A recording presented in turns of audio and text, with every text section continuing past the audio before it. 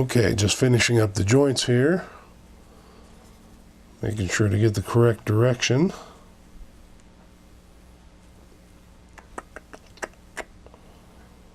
Just don't want to mess those up, because taking these apart is going to be a real pain, even though they're snapped together.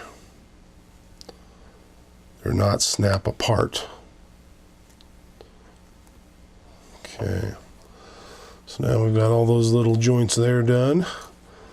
And ready to add some more parts to it and move on. And again, you'll just hear those snaps as you go along. Okay, putting a couple of parts that were built before. So sub-assemblies are going together. So we've got these two, this thing. Just got to make sure everything's in the right direction.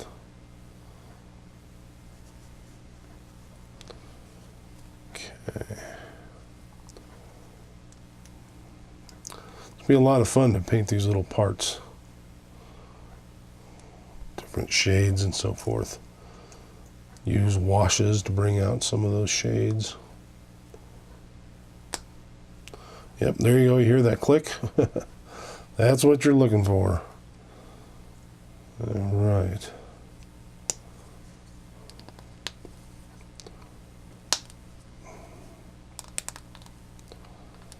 Yep, something's not fitting right. There we go. Yeah, just, it's amazing the engineering on this thing. Okay, so we got a couple moving parts here. So we'll just move those back and forth a little bit, get them loosened. You can put a little oil on them if you want to make them really smooth, but you don't want them so smooth that they'll just fall when you have the whole thing assembled. So ready to put some more parts. Okay, just cleaning up some of the parts, doing a little scraping here and there, just getting off the pin marks. And I wish I could tell you where all these parts are going, but not 100% sure, since I've never built one of these before. Has been fun so far, so we'll see about building another one. And the nice thing is, finished a sprue, so now I can throw this out. It's one less I have to shuffle through. Going back and forth is not a lot of fun. So there's my cutters. Do a little more cutting. G6. And there are some sprues that are duplicated, so you just have to be careful that there's, like this gold one, there's actually two of the same exact thing. So we'll work off of one and then work off of the other. Okay, we'll give it a little clean up here.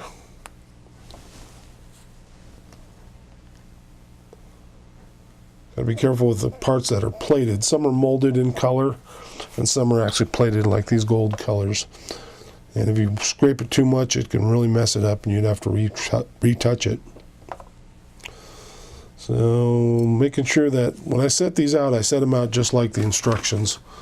So I know that L2 is on this side and this side is L1. That way I don't get it mixed up. Although if you're careful, these instructions are very, very clear on what the part looks like. Shouldn't have too hard of a problem figuring it out. Okay, this one, gold little piston goes here. Now, this pinches between, let's see, this goes in the neck here. Yep, and everything lines up. You just got to figure out where it is. Snap that together. Put this other component on here.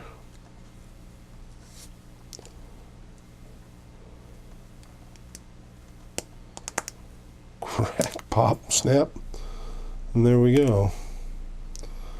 Really neat looking with the multiple colors. Very, very interesting. Okay, moving on to some bigger parts. So again, on these parts that are pre-painted, I am cutting away from the part, leaving a nib, and then moving in on the nib.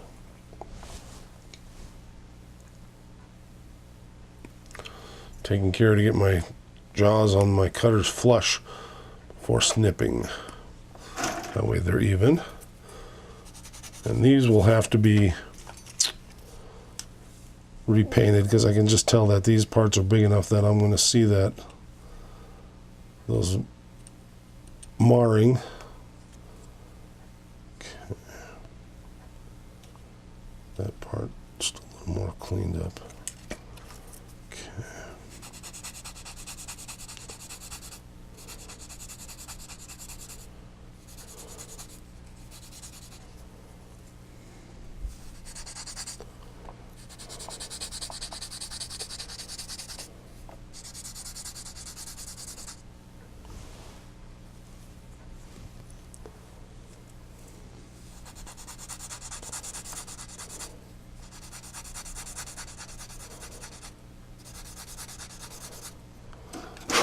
Okay.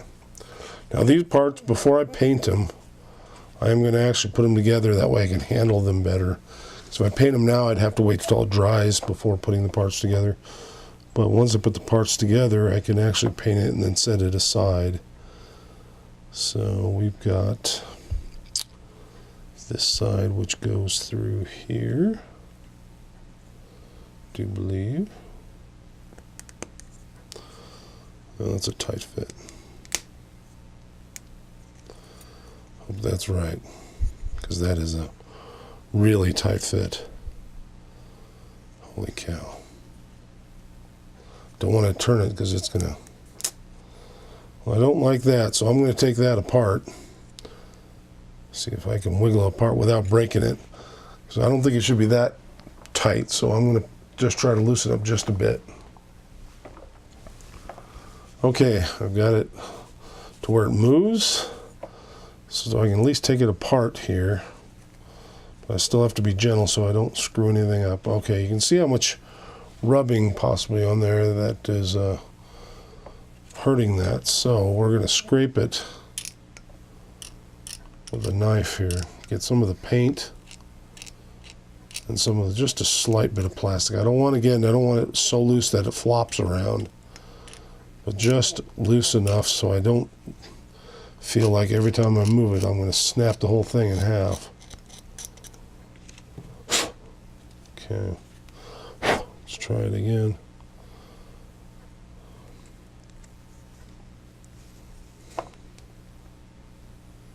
Yeah, that's much better.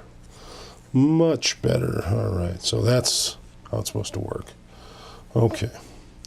So we need all these sub-assemblies. You can build them in groups and then put all the groups together. So this one goes on the inside here. Sort of a little tail gun or something. I'm not sure exactly what this thing is here. I suppose I can look at the instructions or the picture and see, or box top, see what it is. So, okay. Make sure things are lining up. There we go.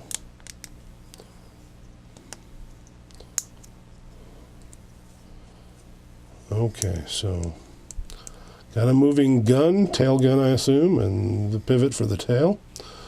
And I'm going to go ahead and hit that with a little bit of paint. Now that I can grab it, makes it much nicer now that I can actually do that at this point. Again, thinning the paint out a little bit just so it flows smoother. To me, it does have some stuff called flow improver, which works a little, but you got to use so little of it. You got to be very careful about how you apply it, otherwise it'll dilute the paint. Just dilutes the pigment if you put too much. Okay.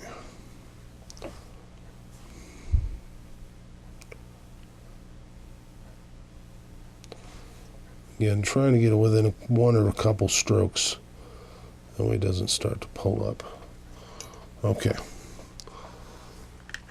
Got part of the tail done, so we are moving along.